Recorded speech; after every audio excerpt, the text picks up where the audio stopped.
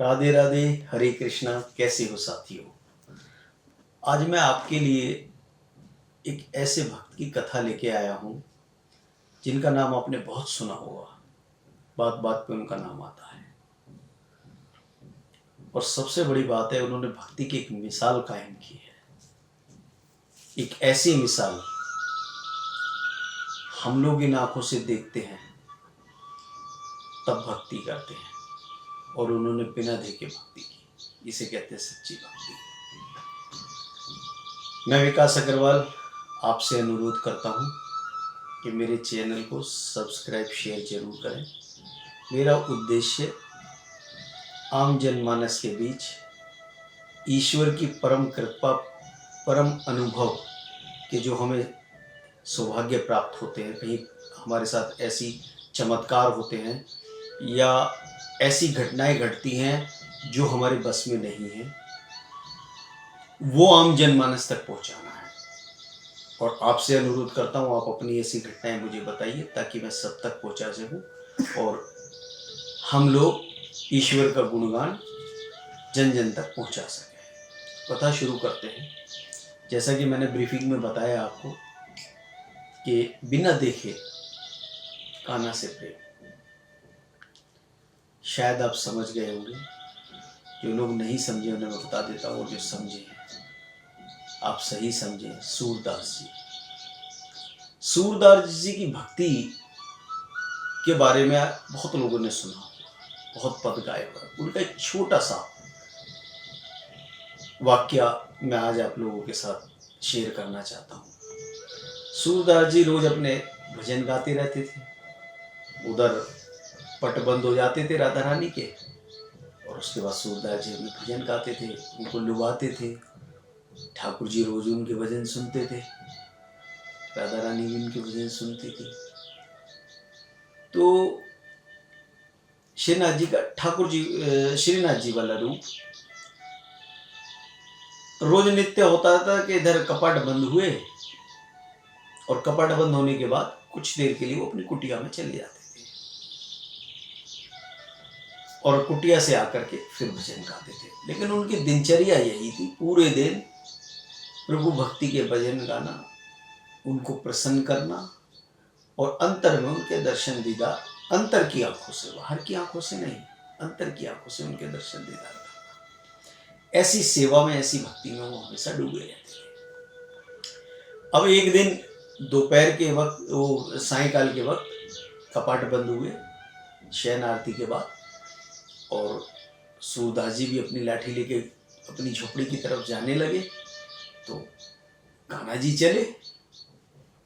तो कान्हा जी जब चले तो राधा रानी जी ने टोका कि सूरदास जी के पास जा रहे हो? हाँ, मैं उनके भजन सुनने जा रहा हूँ। उनके भजन मुझे बहुत प्रसन्न करते हैं, मैं भाव विभोर हो जाता हूँ उनके भजन सुन के, आत्मा खुश हो जाती है।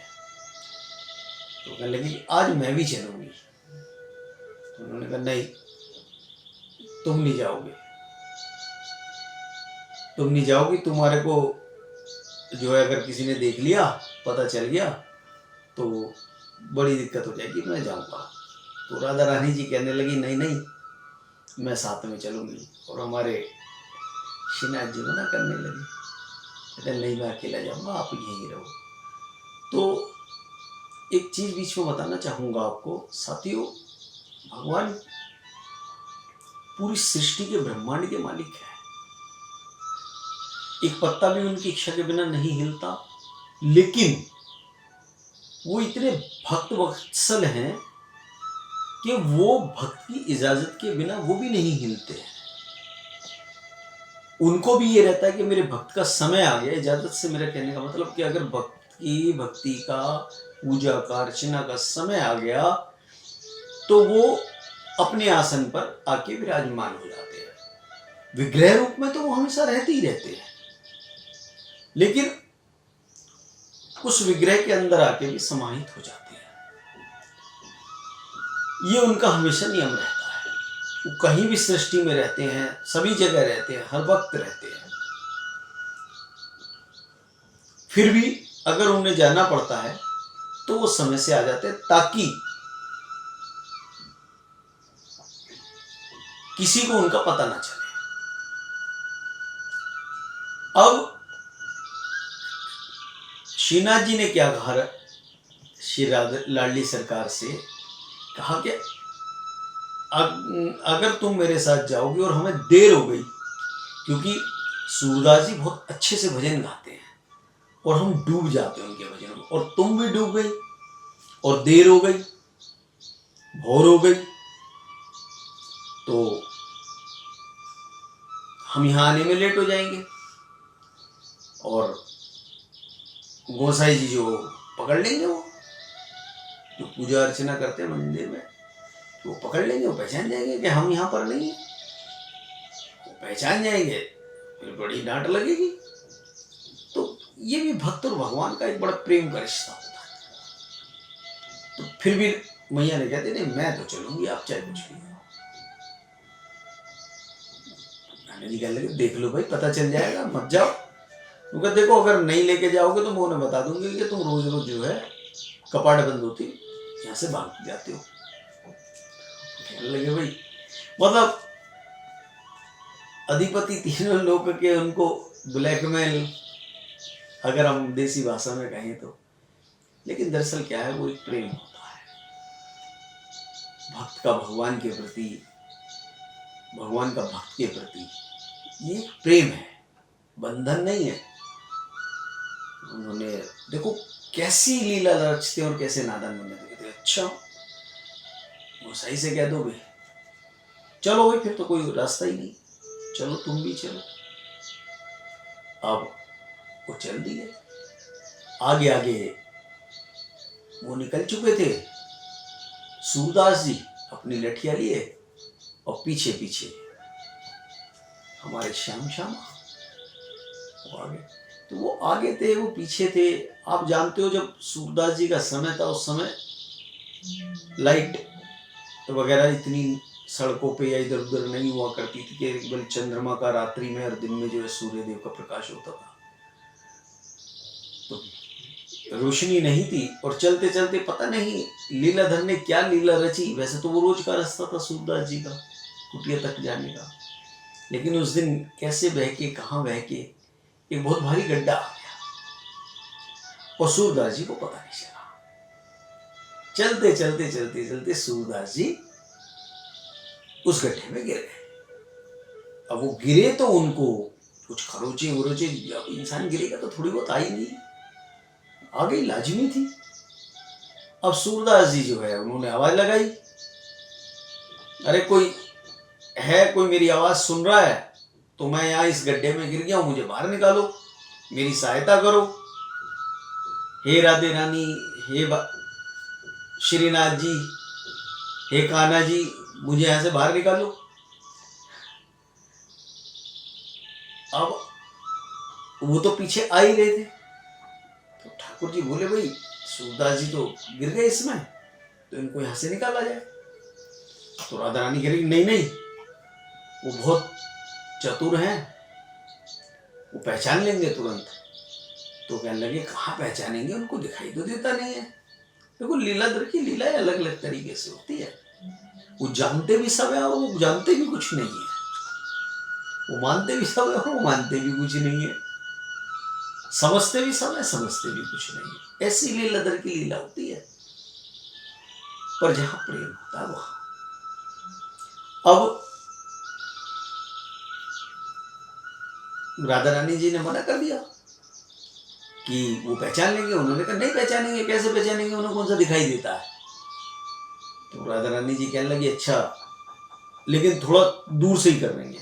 ठीक है, क्योंकि एक काम करेंगे ना, तो मैं अपनी जो है पगड़ी है, मैं ये पटका जो है पटका डाल दूंगा मैं, और पटके को पकड़ के मैं उन्हें खींचूंगा। अब तुम मेरी गोलियां भर के मुझे खींचना पीछे को। ऐसे करके हम उन्हें गड्ढे से बाहर निकाल लेंगे, क्योंकि गड्ढा थोड़ा गहरा है। ठीक है। अब वो उधर सूरदास जी आवाज लगा रहे थे, इधर हमारे कान्हा जी पहुंचे तो ऐसे अनजान बन गए जैसे कुछ जानते ही नहीं। अरे कहां से आवाज आ रही है, कौन बोल रहा है?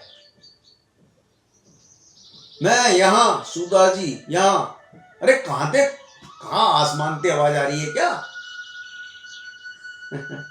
और सूरदास जी के अरे नीचे देखो, नीचे यहाँ मैं गड्ढे में उन्होंने अपना डंडा, छड़ी जो थी ऊपर लगाई, मेरा डंडा दिख रहा होगा देखो। अरे बाबा, अरे बाप रे, ये कहाँ गिर गए, यहाँ क्या कर रहे हो महाराज? मैंने कहा कर रो ना हूं, गिर गया हूं भाई, मुझे दिखाई ना देता। अच्छा तुम तो सूरदास है गए? उनको भाई मैं सूरदास ही हूं, तुम कौन हो? उनको मैं तो पास के गांव में रहूं और काम पे गया था, अपने गांव जा रहा हूं वापस। उनको भाई मुझे निकालने का प्रयत्न करो कुछ। कैसे निकालूं? देखो लीला जिस दुनिया को भौपार कराते हैं और वो गड्ढे में से नहीं निकालने के लिए करे, कैसे निकालूं? तो उन्होंने कहा अच्छा चलो मैं अपना पटका डाल रहा हूं और तुम मेरा पटका पकड़ के ऊपर आ जाओ। ठीक है। उन्होंने पटका डाला, जो ही सूरदास जी ने पटका पकड़ा और पटकी के जो सुगंधी आई, तुरंत समझ अरे ये तो नाथ जी आ गए, ये तो और कोई नहीं है, तो नाथ जी है। अब जो उन्होंने ऊपर खींचा तो समझ तो वो चुके ही थे, तब उन्होंने ऐसे एक्टिंग करी ऊपर उठने के बाद। सूरदास जी ने अच्छा, वो भी कहने लगे अच्छा मुंह से छल लाला मैं दिखाऊंगा तुझे। वो भी जो है आगे वो गिर पड़े। अब कान्हा जी जो है थोड़े साइड हो गए, राधा रानी पीछे आ गए, तो राधा रानी के चरणों में गिर गए, सीधे चरणों में गिर गए। तो समझ गए अरे अब तो मैया भी है। उन्होंने एकदम से एक पायल खोल ली और पायल खोल ली, उठ गए। फिर अरे बाबा क्या कर रहे हो? उनका ना वो उठाया तो मैं जरा धोखे में गिर गया, और ऐसे करके इतने में ठाकुर जी और राधा रानी पीछे को हो गए। तो अब पीछे को हो गए, उन्होंने कहा अच्छा बाबा हम जा रहे हैं। उन्होंने कहा अच्छा ठीक है चले जाओ। तो थोड़ी दूर चली तो राधा रानी जी उनको, कान्हा जी को महसूस हुआ कि पहले छम छम बराबर आवाज आ रही थी, अब नहीं आ रही, अब एक बार आती थोड़ी देर बाद आती। उन्होंने देखा पायल की आवाज नहीं आ रही बराबर, पहले जल्दी जल्दी आ रही थी, अब देर से। राधा रानी ने देखा अरे एक पायल कहाँ गई? देखो लीलाधर कैसे ज्ञान बनते हैं, सब पता उन्हें। अरे कहाँ गई, कहाँ गई? ढूंढो ढूंढो। हाँ ढूंढ रहे, अरे वो तो बाबा के हाथ में, वो बाबा के हाथ में, किसी बाबा के हाथ में, वहां से कैसे ले? तो मांग लेते हैं उनसे, पहुंच गए मांगने। अरे बाबा ये पायल दे दो। क्यों दे दूं पायल? क्योंकि हमारी पायल है। क्योंकि मुझे कैसे पता चले तुम्हारी पायल है? क्योंकि अभी तो तुम्हें गड्ढे में से निकाला। देखो भाई मुझे तो दिखाई नहीं देता, क्या पता किसने निकाला गड्ढे से और किसकी पायल है, मैं ऐसे कैसे दे दूं? तुम्हारे जाने के बाद वो जिसकी पायल है वो आ गया, वो कहने लगे कि जी मेरी पायल रह गई और मेरी पायल दो, तो मैं उसे कहां से दूंगा पायल? दो महाराज, अब कैसे पता चले? क्योंकि जिसकी पायल है उस पर दूसरी भी होगी पायल, मैं देख लूंगा, पाँव में पायल देख लूंगा। ठाकुर जी के, राधा रानी ठाकुर जी दोनों एक दूसरे की तरफ देखने लगे। अरे तो पकड़े गए, पकड़े गए भैया। राधा रानी जी चुपके से बोली नेत्र नहीं है, मगर जो प्रेम है ना उस प्रेम से ही पहचान गई। लेकिन उन्होंने जाहिर नहीं होने दिया कि मुझे पहचान गए। उन्होंने ठाकुर जी अपनी एक्टिंग में बोले हाँ हाँ तो क्या हो गया, ये देखो, आ जाओ देख लो पायल, ये आ जाओ आ जाओ। सूरदास जी को क्या चाहिए?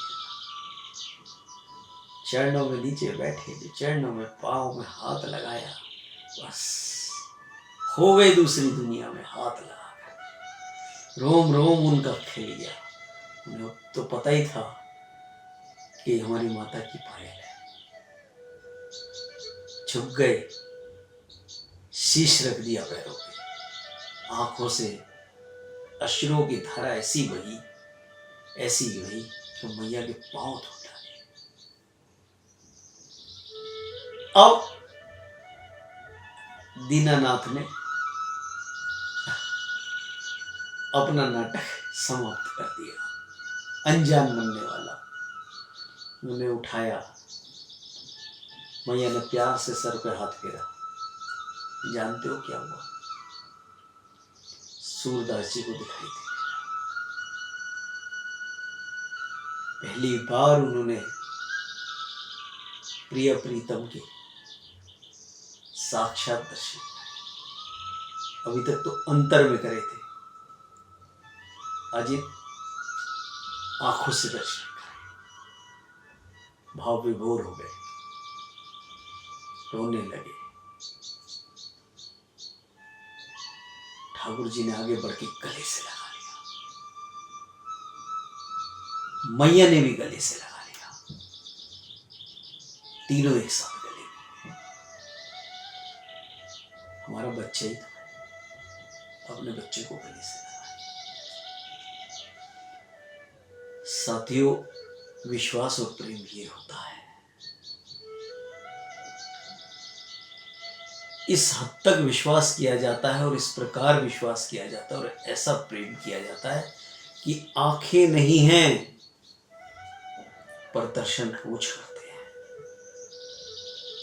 जब चाहे जब कान्हा सामने आते हैं। ऐसी भक्ति होती है, ऐसा प्रेम होता है।